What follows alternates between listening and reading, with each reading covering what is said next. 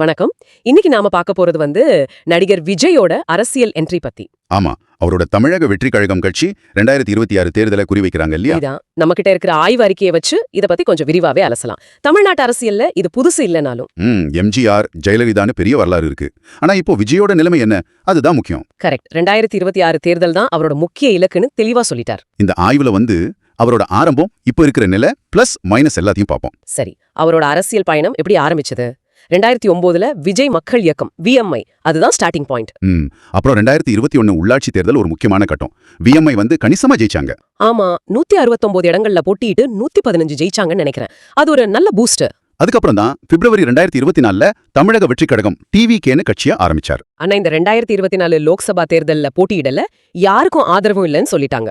அது ஒரு மாதிரி யுக்தியான முடிவுன்னு சொல்லலாம். போக்கஸ் 2026 மேல இருக்கு. 2 படம் கமிட்மெண்ட் இருக்கு. கோட் அப்புறம் இன்னொரு படம், அதை முடிச்சுட்டு முழு நேர அரசியல்னு சொல்லிருக்காரு. அக்டோபர் 2024 விக்ரவாண்டியால நடந்த மாநாடு அது உண்மையிலே ஒரு பெரிய ஷோ ஆஃப் ஸ்ட்ரெங்த். எவ்வளவு கூட்டம் சொன்னாங்க? கிட்டத்தட்ட 2-3 லட்சம் பேர்னு சொல்றாங்க. சமீப கால தமிழ்நாட்டுல இது பெரிய கூட்டம். அந்த மாநாட்டு பேச்சுல என்ன முக்கியமா இருந்துச்சு? திமுக மேல ஊழல், வாரிசு அரசியல்னு நேரடி அட்டாக், அப்புறம் பாஜகவோட அந்த பிளவுபடுத்துற அரசியலை மறைமுகமா விமர்சிச்சார். பெரியார், அம்பேத்கர், காமராஜர் பேர்கள் எல்லாம் சொன்னார் இல்லையா? ஆமா, ஆனா அங்க ஒரு சின்ன இது இருக்கு. பெரியார மேற்கோள் காட்டுறாரு, ஆனா கடவுள் மறுப்பை ஏத்துக்கல. இது ஒரு பேலன்சிங் ஆக்ட் மாதிரி தெரியுது. அதேதான், சமூக நீதி பேசுறது, அதே சமயம் மத நம்பிக்கையாளர்களை விட்டுடக்கூடாதுன்னு நினைக்கிறார் போல. நீட் எதிர்ப்பு, ஆளுநர் பதவியை ஒழிப்புங்கிறதெல்லாம் இளைஞர்களை கவர முயற்சி. கண்டிப்பா. கட்சி அமைப்புன்னு பார்த்தா புசி ஆனந்த் பொதுச் செயலாளர், வெங்கட்ராமணன் பொருளாளர். உறுப்பினர்கள் எவ்வளவுன்னு சொல்றாங்க? 10 லட்சத்துக்கும் மேலன்னு சொல்றாங்க. பெரும்பாலும் ரசிக மன்றங்கள்ல இருந்துதான். இளைஞர்கள், தலித்துகள், வன்னியர் சமூகத்துக்கிட்ட ஆதரவு இருக்கிறதா ஒரு பேச்சு இருக்கு. அப்புறம் பிப்ரவரி 2025 அவருக்கு Y பிரிவு பாதுகாப்பு வர கொடுத்திருக்காங்க. ஓ, Y பிரிவா? அப்படின்னா ஒரு 8 பேர் கொண்ட டீம் இல்லையா? ஆமா, ஆயுதம் ஏந்தின கமாண்டோஸ். அதுவே அவரோட அரசியல் முக்கியத்துவத்தை காட்டுது. சரி, இப்போ கொஞ்சம் ப்ரோஸ் அண்ட் கான்ஸ் பார்க்கலாம். சாதகங்கள் என்ன? முதல் விஷயம், அந்த மிகப்பெரிய ரசிகர் பட்டாளம், தளபதிங்கிற அந்த இமேஜ், VMI மூலமா கிடைச்ச அந்த அமைப்பு பலம். இளைஞர்கள் கிட்ட ஒரு பெரிய அட்ராக்ஷன் இருக்கு. அவரோட பேச்சு, ஸ்டைல்.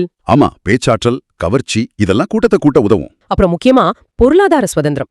பெரிய நடிகர், அதனால நிதிக்கு மற்றவங்களை நம்பி இருக்க வேண்டாம். அது அவரோட ஊழல் எதிர்ப்பு பேச்சுக்கு ஒரு வெயிட் கொடுக்கும். கருணாநிதி, ஜெயலலிதாவுக்கு அப்புறம் ஒரு வெற்றிடம் இருக்குன்னு சொல்றாங்க. அதை நிரப்ப வாய்ப்பு இருக்கா?